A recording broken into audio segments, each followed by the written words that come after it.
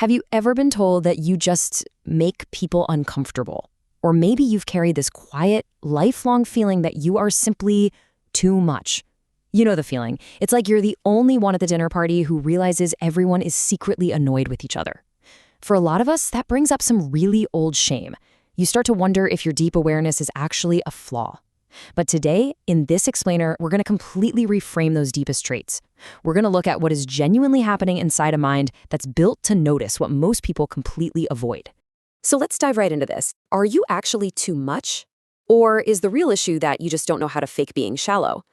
Because when you can't accept surface-level explanations and you just naturally seek depth, it tends to make people who rely on the surface pretty uncomfortable. We're often made to feel like our intensity is this heavy burden or some kind of weird defect, when in reality, as we're about to see, it is an absolute gift. It's a remarkably rare psychological reality. All right, part 1, the misunderstood mind, noticing the unseen. Let's look at the actual science here. Society has probably hit you with labels like oversensitive or dramatic 1,000 times, right? They just dismiss your reactions. But science reveals a totally different story. It's a biological reality called sensory processing sensitivity. Basically, this means your nervous system is literally wired to process emotional information way more deeply. Your brain isn't broken, it's just picking up on all the details that everyone else implicitly agreed to ignore. You catch what others miss, and that's a biological reality, for sure, not a weakness. In the real world, this sensitivity shows up as unconscious nonverbal processing. You read people without even trying to. You catch a micro-expression before someone even has the chance to hide it. Kind of like accurately reading your boss's fleeting annoyance in a Monday morning meeting in just a fraction of a second. You notice the tiny shift in their tone or the specific words they're so carefully avoiding. I want to reassure you right now, this is not paranoia. Research shows some people pick up on these nonverbal cues at an incredibly high rate. You're simply seeing the world at a much higher resolution of perception than most people have access to. And because of that high resolution, you essentially have a mind that flat out refuses to be fooled. You're the person who just can't stop asking why. Why do people stay in draining relationships? Why do we all pretend small talk is real connection? Your questions might make people squirm a bit, but you're not trying to attack anyone. You're just noticing the stuff they'd rather leave unexamined. You literally cannot accept a shallow explanation when you can actively feel that there is something much deeper underneath. But, of course, carrying this kind of awareness comes with a really heavy price. Which brings us to part 2, the hidden cost of depth, carrying the unseen.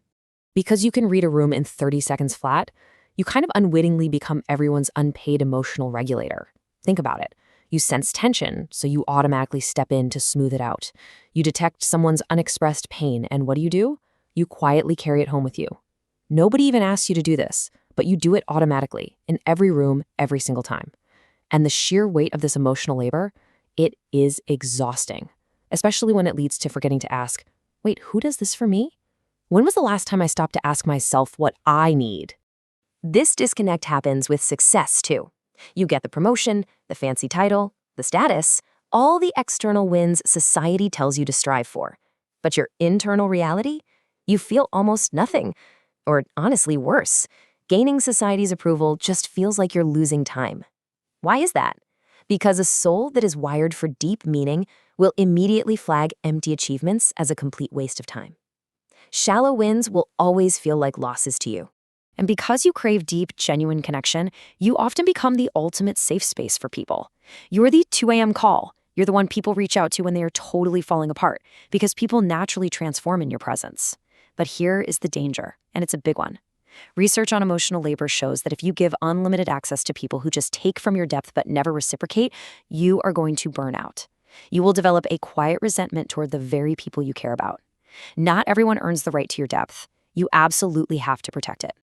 Moving on to part 3, outgrowing your surroundings. A really painful process. Protecting your depth leads to an inevitable and, frankly, tough truth. Growth costs you people you love. Nobody really talks about this part. The friends who knew you when you were shrinking down just to make them comfortable, they won't recognize you now. Partners who are drawn to your brokenness won't be able to handle your wholeness. And you know what? It is absolutely valid to grieve this. But remember this crucial point. You didn't become difficult, you just stopped being convenient. You stopped playing the role they needed you to play. You simply can't go back to spaces that require you to betray who you fought so hard to become. The famous psychologist Carl Jung actually had a name for this. He called it individuation. It's the profound psychological process of becoming whole. And what does that look like in real life?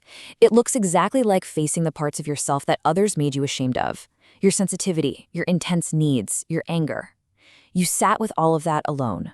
Your forced independence wasn't just you being a loner. It was a major psychological milestone.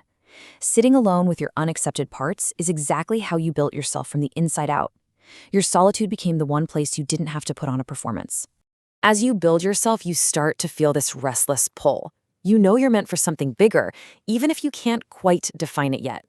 Well, that is simply your purpose showing up before it actually has language. Research into meaning and calling suggests that clarity almost always comes after the pull, not before it.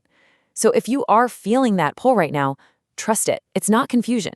Something inside you is trying to wake up. And that isn't something to fix, it is something to bravely follow. Okay, part 4. The 3 stages of awakening. The structured evolution.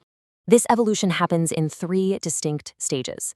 It almost always begins with the apologizer. This is the stage where you shrink, you dim your intensity, and honestly, you're literally just exhausted from pretending to be someone else. But eventually, you reach stage 2, the awakener. Something finally clicks. You realize you were never the problem. The spaces you were trying to fit into were just way too small. So you start setting boundaries. Finally, you step into stage 3, the embodier.